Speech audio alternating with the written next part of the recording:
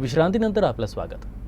शेतकरी कर्जमाफीच्या मुद्द्यावरून प्रहार संघटनेचे अध्यक्ष बच्चू कडू पुन्हा एकदा आक्रमक झालेत। शेतकरी कर्जमाफीच्या मागणीसाठी प्रहार संघटनेकडून नव्या आंदोलनाचा इशारा देण्यात आलाय। बच्चू कडू यांनी आत्मसन्मान आंदोलनाची घोषणा केली आहे। सीएम ते सीएम 2 जूनला आम्ही अजितदादांच्या घरापासून सुरुवात करू आणि सीएमच्या घरापर्यंत 6 जून पर्यंत पोहोचू।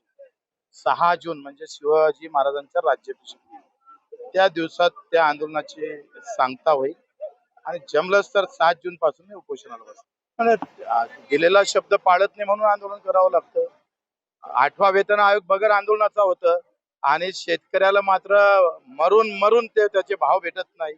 मी तर सांगतोय कर्जमाफी तर आमची तुम्ही त्यांची माफ करू, आम्हाला भाव जर दिला ना तर मी सांगतोय प्रभू रामचंद्राची आणि छत्रपतीची कसम यांच्या सगळ्यावरची कर्जमाफी आम्ही माफ करू।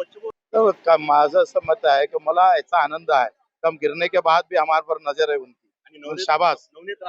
अबे आम्ही पडल्यावर ते आमच्यावरच बोलतोय, म्हणजे याचा अर्थ जीत कोणाच्या लक्षात घ्या।